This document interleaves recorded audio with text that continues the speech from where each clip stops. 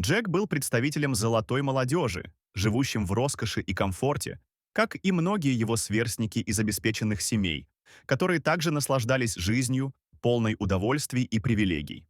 Его отец, известный бизнесмен, построил успешную карьеру в мире финансов и инвестиций, обеспечив своему сыну все, о чем только можно мечтать.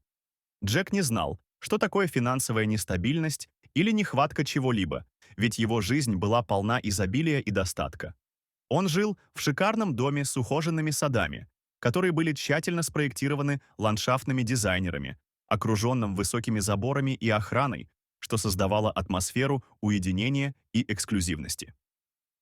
В этом доме каждая деталь, от мебели до декора, говорила о богатстве и статусе, подчеркивая высокий уровень жизни, к которому он привык. Роскошные хрустальные люстры свисали с потолков, а картины известных художников украшали стены, создавая впечатление настоящего музея.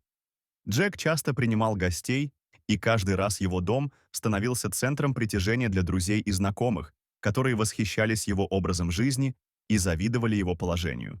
Джек катался на дорогих автомобилях, которые менял как перчатки, всегда выбирая самые последние модели и самые яркие цвета, чтобы привлечь внимание окружающих.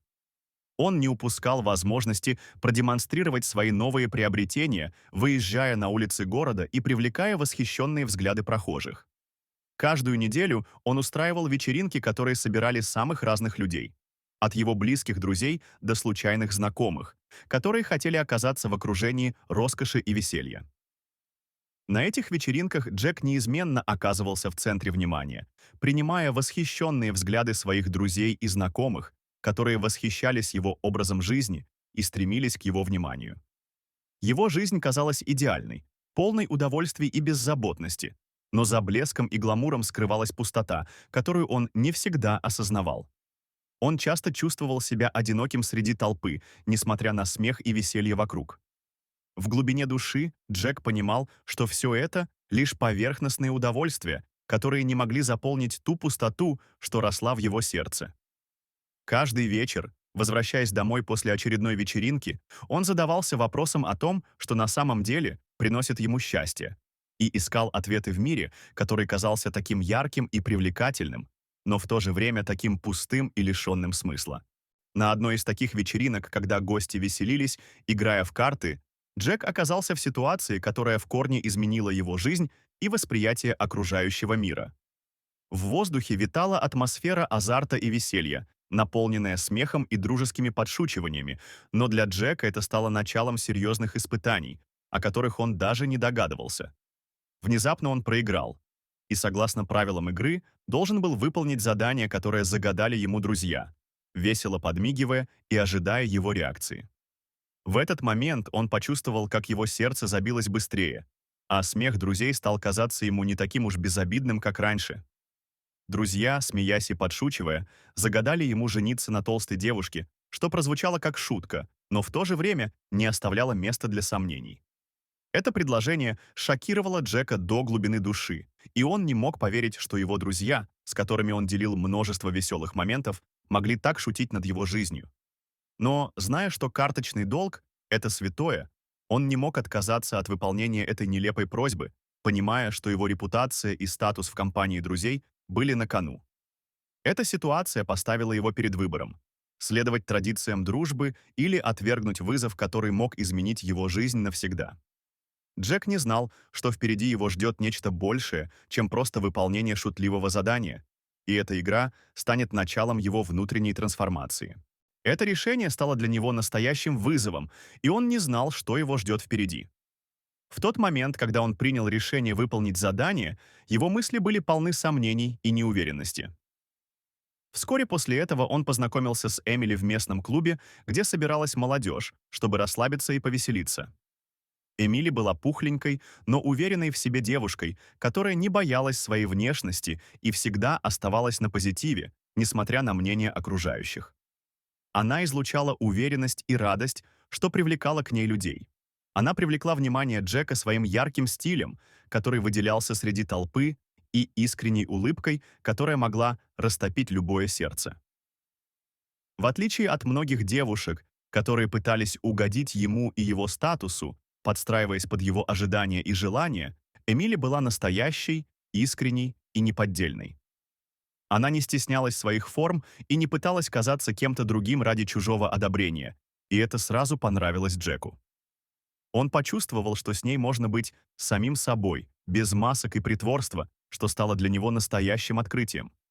Эмили не только привлекала его внимание, но и заставила задуматься о том, что настоящая красота заключается не только в внешнем виде, но и в уверенности и внутреннем свете человека. Они начали общаться, и вскоре между ними завязалась дружба, полная смеха и искренних разговоров, которые приносили радость обоим. Каждый вечер, проводимый вместе, наполнялся легкостью и непринужденностью, и они делились друг с другом своими мыслями, мечтами и даже страхами. Несмотря на первоначальные сомнения, Джек и Эмили быстро нашли общий язык. И вскоре Джек, поддавшись импульсу и чувству, которое росло в его сердце, сделал ей предложение, полное надежды и искренности.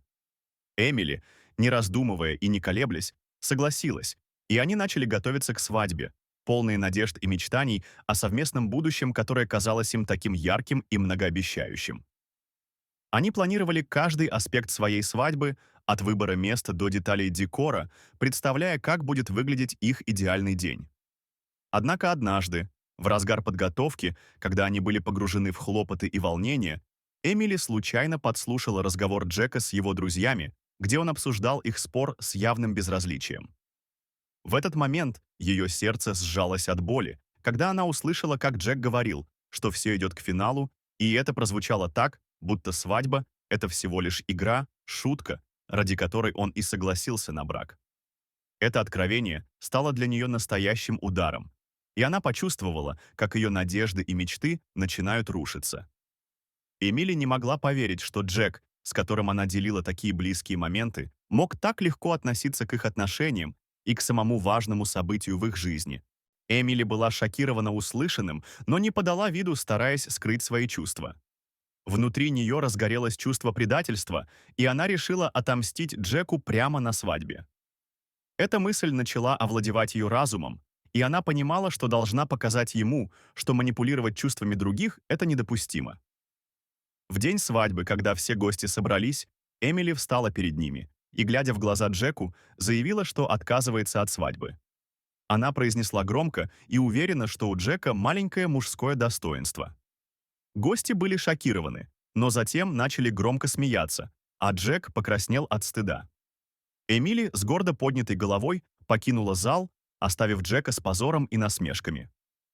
В этот момент Джек понял, что нельзя манипулировать чувствами других ради забавы. Он осознал, что настоящая любовь не может быть основана на эгоизме и шутках. Эмили стала символом силы и уверенности, доказав, что каждый имеет право на уважение и искренние чувства. Она показала, что смелость быть собой и отстаивать свои интересы важнее, чем соответствовать чьим-то ожиданиям. После этого случая Джек изменился. Он начал осмысливать свою жизнь, свои поступки и отношения с окружающими. Эмили, несмотря на боль, которую ей причинил Джек, стала сильнее и уверенной в себе, продолжая идти по жизни с высоко поднятой головой. Эта история оставила глубокий след в сердцах всех, кто был свидетелем тех событий, напоминая о том, что настоящие чувства и уважение к себе и другим — это основа любых отношений.